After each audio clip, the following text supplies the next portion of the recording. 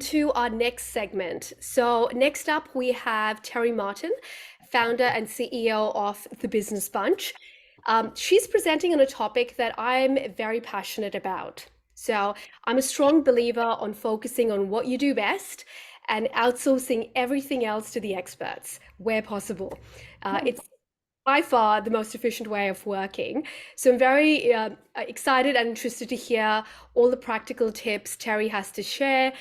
She's got an illustrious career, over 15 years in leadership roles across various industries. And yeah, without further ado, I'll just hand over to Terri.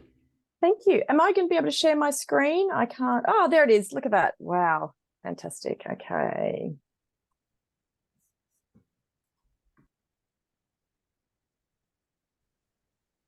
Okay. Can everyone see that? Yep. Beautiful. So today, the objective of this presentation, and I can't see anyone's face, by the way. So if you're pulling your face, oh no, I can. You're there. Today, the objective of today's presentation is really just to rethink the way that we've always kind of solved certain challenges. And like Kavita said, if you can outsource and give those problems to people who are experts in those areas, it can actually make a huge difference to your business. So I'm going to bring you on that journey. And I've put a little caveat there when I talk about outsourcing. Me specifically, I'm not talking about outsourcing overseas. And I'll explain a little bit more when I talk about that, because that's what people tend to go to. So what do business owners need? I have, in the last 2 years, I can't tell you the amount of business owners I've spoken to, and I've seen a shift, a slight shift in their priorities. Now, we all know there's a cost of living crisis. The economy is getting a little bit more challenging. We're seeing some clients with cash flow challenges. People are tightening the purse strings, and that has a flow-on effect. So even if you're B2B, sometimes the business you're dealing with has customers and they're not spending, and it flows on. And I'm seeing a change, a slight change in where priorities are. So what I'm seeing are these 4 things that are consistently being told to me that business leaders need to help with. So the first one is quality leads. Now, I don't know about you, but there isn't a day that goes by when I don't get a message on LinkedIn telling me that somebody can deliver me tens of leads every day. And, I've got to say anyone can do that, but it's quality leads. I would rather one quality lead, one that actually knows what my business does and it's bought into the idea and is ready to, sign on, versus 10 that are like, what is this business? Do I need it? And so it's quality leads. It's actually, leads that can convert.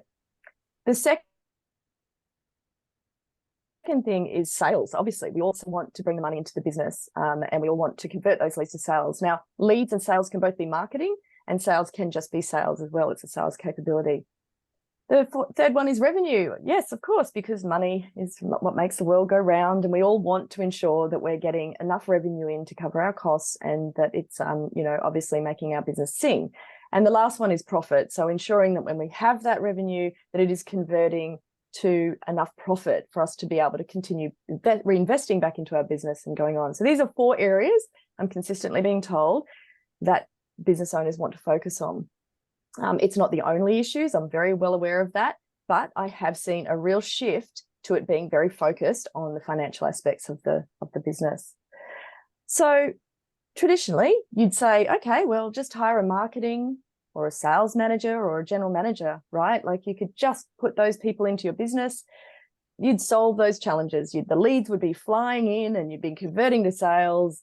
You could have a GM who could work out your profitability and all the way that your business is financially structured, and you'd be easy. Well, yes and no. And I'm talking specifically about small to medium-sized businesses too when I'm talking here. So hiring team members does present challenges, and I'm just going to run through those with you. So the first one is it's a big investment to put someone on, especially if it's a permanent employee. We're seeing higher salary expectations. I had a conversation actually last night at a Business Sydney event with someone who works for John Holland, which is a huge organisation, and they were saying they are struggling with the salary expectations of their team members because they're being offered jobs elsewhere. Now, if huge organisations like that are struggling, what does it mean for SMBs? People are wanting more money, they're spending more, they want more money coming in.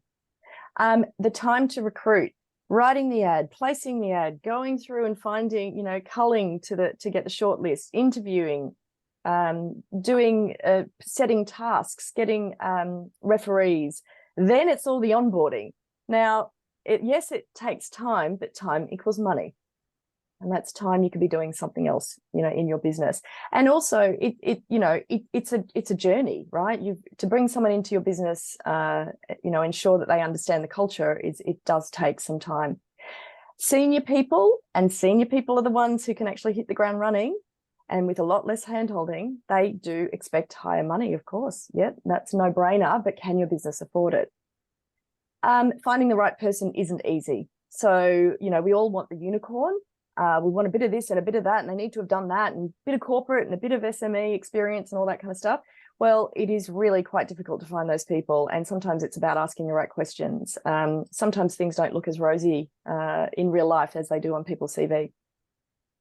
Keeping them accountable. So this is interesting. When people haven't actually had these functions within their businesses before, and some people don't have marketing or haven't had sales, they can actually struggle to keep them accountable. What KPIs do I put in place? How do I get them to report to me? What kind of structure do I need to ensure that they're doing what I need them to do, so I'm not having to hound them all the time or micromanage them? That can actually be a whole new learning for people if they've never done it before. The extra costs that you don't see, things like if you've got an office, it's setting up their desk, computers, phones, you know, it might be, you know, extra rent for if you're growing your team. I don't know, maybe you put lunch on for everybody on a Friday, I'm not sure, but it's all those costs that we don't think about when we hire, you know, permanent staff. And what if you don't need them forever? What if actually it's a moment in time you need help with something or a project and you don't actually need that skill set for the long run? What do you do then? And the last one, which is what if they don't work out?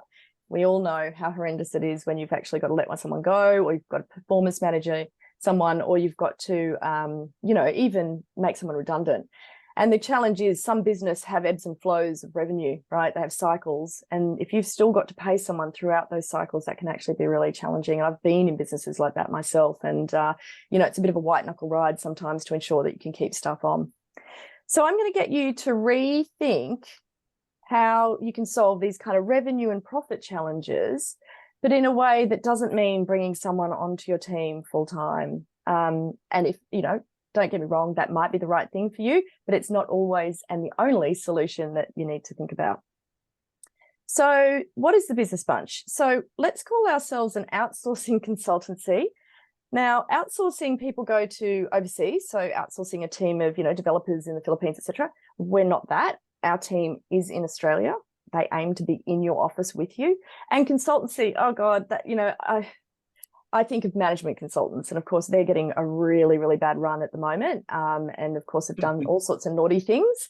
We're not that either. So essentially what we are is I've got a bunch of experts who are really good thinkers and doers, and we place them in your business and they work side by side with you to help you achieve your goals. So it's really tactical. It's you know, we don't just give you the ideas and the strategy and kind of walk away. We actually sit there and kind of do it. And why do we do this? Well, we want to help business owners grow their business, whether that's revenue, profit, so they can focus on the things that matter. Now, what does that mean? Well, it can mean sleeping at night. I've got a lot of business owners who are struggling with that at the moment. It might mean having more time on your hands so you can spend it with your family, or it might actually be working on the business rather than in the business and doing those things that you don't really want to be doing, like, you know, marketing. A lot of business owners don't actually want to do marketing, but they're struck with doing it because they're the only people, you know, in the business doing it. They'd really rather someone else is doing that for them so that they can actually, I don't know, look at new markets, look at new product offering, you know, review their services, etc. So how do we do that? We place our experts, and they're either marketing managers, sales managers, or general managers. We place them into businesses on a part-time or contract basis, and they work with the business owner to support their growth needs. It's simple as that. So what are the benefits to business? So the first one is it's a lower cost than hiring full-time. Obviously, that's a benefit there. This is a really important one. So a lot of people will say, okay, let's just say marketing. I need marketing. All I want to pay is a certain amount. I'm going to hire someone junior. Now, that can work, yes, but more often than not, what I find is it takes up more time, more energy. They're not strategic. They're very tactical. They don't actually understand that, the right marketing to support commercial goals. And often you're having to hold their hand. Now, that's okay if you're in a business where you're happy to do that.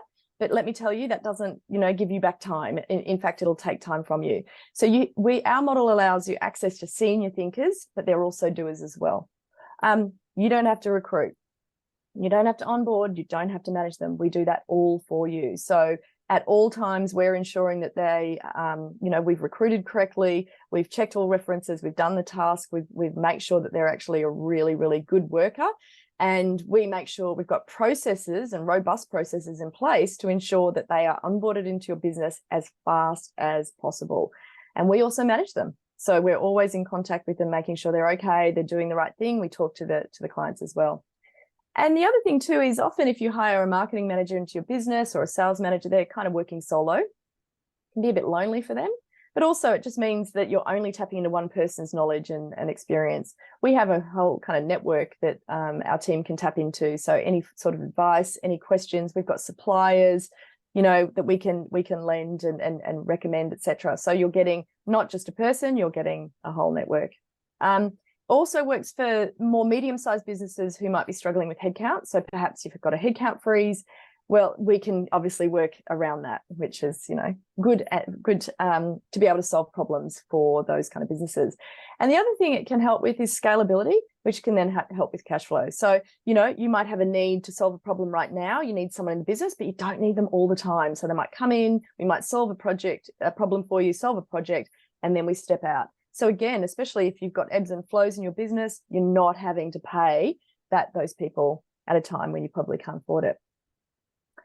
And then I just want this, and this might be your business, it might be other people who've got businesses, maybe clients. Think about it like this. What if they could get time back and they're not doing all the crappy stuff that they really hate doing? Most of them think they're not very good at anyway. What if someone else was actually doing that for them and doing it really well? What if they got peace of mind? What if they could sleep at the night? What if instead of doing all those things that, the sales and the marketing, what if they could actually spend time growing their business, looking at new markets, looking at new product offerings, etc.? What if they could actually spend time doing that? Or maybe it's about growing their revenue or profit. I mean, how wonderful would that be? Maybe that could mean they can afford the things they want, whether that's putting kids through private schools or going on holidays or a new car. Or maybe, I don't know, vet bills, maybe, I'm not sure. Is that really something they'd want? I'm not sure. And the last one is essentially they can relax. I think this is the biggest thing. We kind of partner with people to kind of let them breathe a bit. Shoulders down, we've got you. We're working as a partnership to support your goals and, we're in this together. So this is kind of a partnership and a collaboration when we work with our clients. So look, I'd like to, I guess if it's the right time or maybe it's later, Kavita, you tell me of when I can open up to any questions that anyone might have.